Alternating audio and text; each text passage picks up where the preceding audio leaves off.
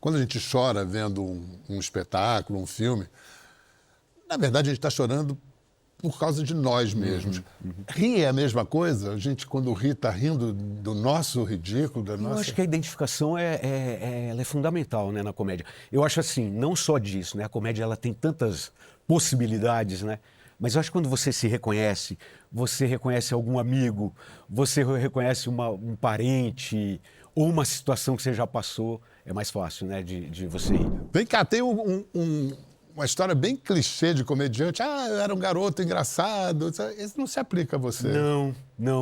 Não era engraçado e também não tinha o sonho de ser comediante. Foi uma coisa que aconteceu como uma especialização, assim, por pura necessidade. Quer dizer, antes veio o desejo e o sonho de ser ator. Eu queria ser ator de novela. Eu Mas queria acabou ser... sendo, né? Sim, mas eu queria ser o Fábio Assunção, eu queria ser o...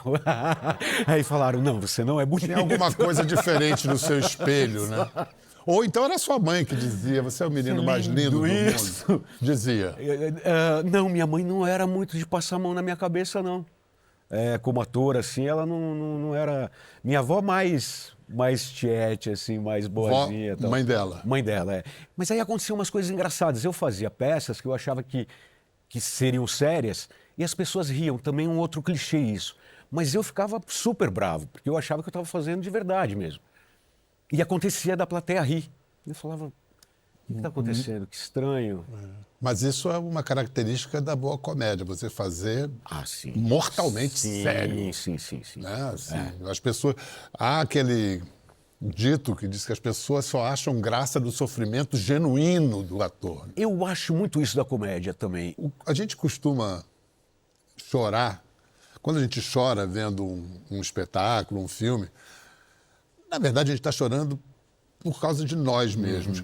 Rir é a mesma coisa? A gente, quando ri, está rindo do nosso ridículo, da nossa... Eu acho que a identificação ela é fundamental, né, na comédia. Eu acho assim, não só disso, né? A comédia ela tem tantas possibilidades, né?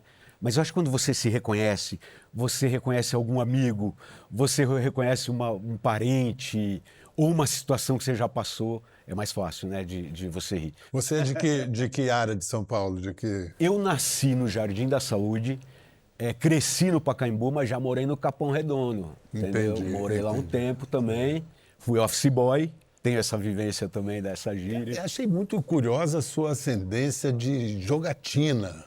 Sua família, sua mãe, era tudo metido com jogo. Mas o quê? Bancavam o jogo ou eram os trouxas que apostavam? Não, minha mãe tinha jogo. Jogo de carteado, absolutamente clandestino, ela viveu disso. Não era só, era um trabalho, tá? Era um trabalho. Mas proibido, ilegal. Proibido, Não, contravenção absoluta, e eram umas casas, assim, mas era extremamente profissional. Com mesas, com baralhos novos que tinham que ser abertos o tempo todo, fichas com valores, puxadores. Mas então ela ganhava dinheiro. Ganhava disso e perdia também, né? Porque o jogo tem essa... Mas a banca sempre ganha. Se não jogar, né? Porque ela jogava também. Mas no meio desse ambiente de contravenção, o teatro foi mais uma transgressão. Como é que você... O que você viu, assim, de... Foi televisão? Foi. Televisão. É televisão. Eu sempre fui fascinado por televisão, eu assistia muita novela, eu adorava. O que é muito engraçado, porque eu caí com 16 anos no CPT, no Antunes Filho, que tinha ali uma carga de... Aí eu tive acesso a Nelson Rodrigues, Machado de Assis, altíssima dramaturgia, né? E aí eu fiquei encantado. E ódio à televisão. Exato. Apesar de o Antunes ter feito televisão, ele era radical contra a novela. Não, ele achava que ator de televisão, e com 16 anos isso era mantrado, não só por ele, como pelos colegas. E eu lembro que eu às vezes saía da escola, porque eu estudava à noite, e eu cabulava a aula para assistir Vale Tudo, a primeira versão. Eu adorava a novela, só que eu não podia falar isso. Mas aí aconteceu uma coisa muito louca, que assim, demorou um pouco para eu ir para a televisão. Aí eu me apaixonei pelo teatro, porque o teatro foi um lugar que me recebeu muito bem. Ainda com Antunes? Ah, o Antunes eu fiquei 1 ano e pouco, eu saí com 17 anos. Era eu, Matheus Nachtergaele, era da mesma turma. Turminha boa. Era uma turma boa. Então você, nessa altura do campeonato, você devia ganhar rios de dinheiro com essa vida de teatro, né? Nossa, a ponto de ter ido fazer um prêmio, participar de um prêmio multishow, de olho na fortuna que o prêmio... E era mesmo. 10 mil reais, isso em 99. Uau! Poxa, 98, na verdade. Mas quem te levou para um prêmio de comédia assim? Cláudia Rodrigues havia ganho esse prêmio em 96. Ela é minha comadre, uma grande amiga minha. E ela insistiu muito que eu me inscrevesse, mas era um prêmio de stand-up comedy. Não esse stand-up que é feito hoje.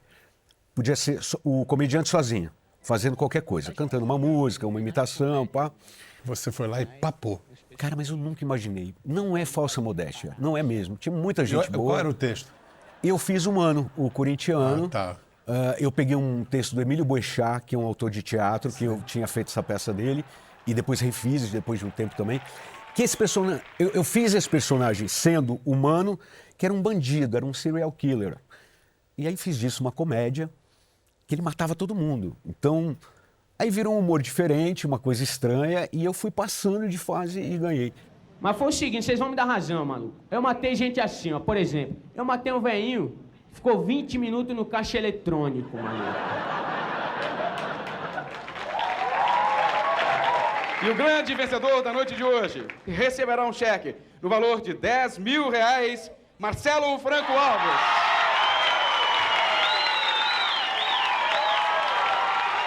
E aí, por causa da projeção do prêmio que você foi chamado para a praça? Isso, a Cláudia Rodrigues levou meu material para o Chico Anísio, que me chamou para fazer escolinha. Eu cheguei a gravar 3 episódios e, ao mesmo tempo, eu mandei o material para a Praça é Nossa. E eles me chamaram. E eles me ofereceram o dobro de grana, que era, sei lá, eu ia ganhar 700 na escolinha e ganhar 1.500, 1.400. Ah, mas e a Em praça São Paulo. Era uma... Tinha minha avó na época. Minha mãe tinha acabado de falecer. Ah, tá. E minha avó estava aqui em São Paulo. E aí, pela facilidade de tudo isso, de... Porque a escolinha você teria que gravar no Rio, gravar né? no Rio, O desafio dos humoristas das novas gerações não conseguem fazer o popular, ou até vamos chamar de popularesco, como se diz, mas também não se comunicam com um humor mais refinado. Chico Anísio, Jô Soares, era um humor refinadíssimo e comunicava geral. Qual é o nó que está dando aí no humor? Eu acho que um pouquinho da falta de interesse por quem veio antes. E eu acho isso fundamental para comediante, para ator, para cantor, né? Qualquer pessoa que lide com arte, jornalista, apresentador, se você não souber a história daquilo que você está fazendo, se você não pesquisar, se você não souber quem é Oscarito, quem é Jorge Loredo, Grande Otelo, se você não for atrás dessa galera, e até algumas referências fora, eu acho, por exemplo, Lucille Ball, que é uma gênia, Vitório Gassman, que foi o Jorge Loredo, Zé Bonitinho, que falou, meu querido, você já viu os filmes do Vitório Gassman? E eu não conhecia, com 30 anos. Ele falou que você precisa assistir, muito bom. Zé Trindade. Zé Trindade, quer dizer... E eu fui atrás de tudo isso, na minha vida, como comediante, como fazendo comédia e teatro. Interessante você dizer isso. Novela. A galera de hoje não tem referência, parece que tudo parte a partir deles. Sabe? Tudo começa ali. O próprio Silvio de Abreu, que foi quem me leva para a televisão, ele é um cara que faz um resgate, ele adorava as chanchadas da Atlântida. Ele escreveu roteiros de Pôr Chanchada também. Fez Mulher Objeto, um filme bem... Genial, comediante. Então vamos lá, cada um com seus problemas. Isso mudou a sua vida. Foi 2004. 2004. E de que problemas você quis tratar? Como veio? Foi em parceria com o Ricardo? Foi em parceria com o Ricardo. Eu já tinha alguns personagens, esse que já fazia a Praça é Nossa, o Sanderson, né? Na praça ele tinha outro nome, que era Zoinho, mas o nome dele é Sanderson. Aí eu já tinha o Mico Leão Dourado, que é uma ideia do Ricardo Hudson, o personagem. Fala, podia ter um personagem que é o último Mico Leão Dourado do mundo, né? Eu falei, e ele pode ser gay, saber que é o último, isso achar super importante, ser antipático e tal. E nessa brincadeira tal.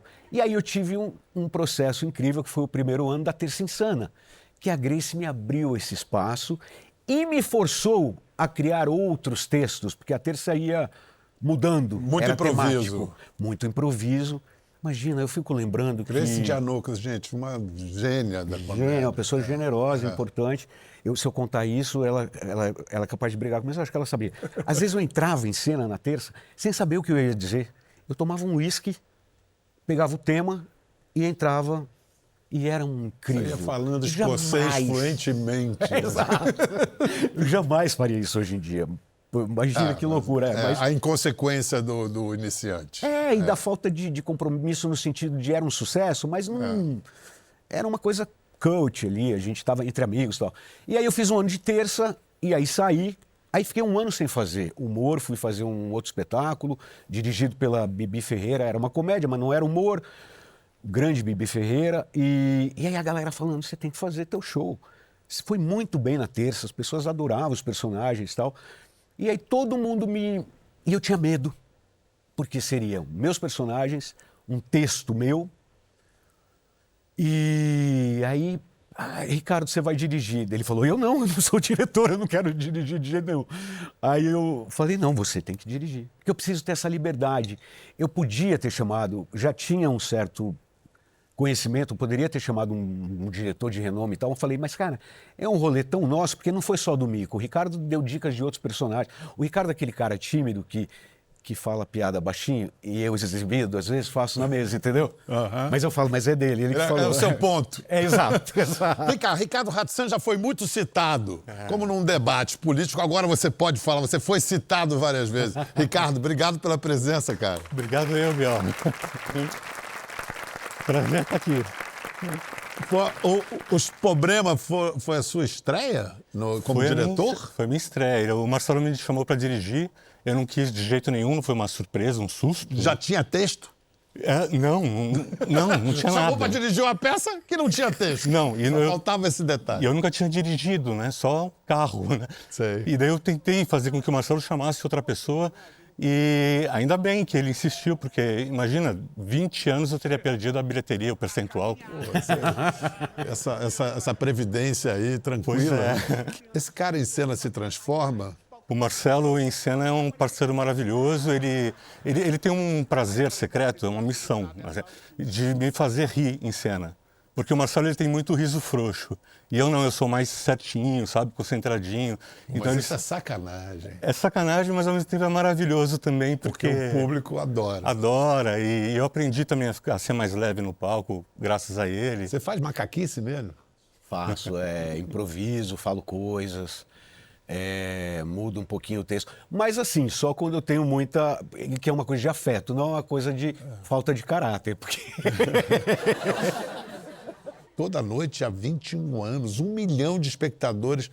Algumas piadas caducaram? A gente sempre vai atualizando, a gente sempre busca também esse frescor. Na verdade, assim, como eu não era diretor, acho que a minha direção começou a acontecer depois que estreou, ao longo desses anos, né?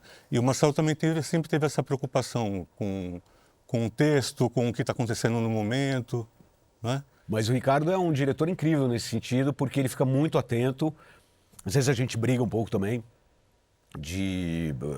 Com tudo, né? Ou na contracena, ou na direção e tal, mas a gente chega sempre num acordo, assim. A gente se respeita muito e a gente se admira muito. E eu confio muito no Ricardo, como diretor e como ator também. Confia nele? Confio, em cena não muito como ator, né? Ricardo Hatsan, obrigado, cara. Obrigado. Parabéns aí.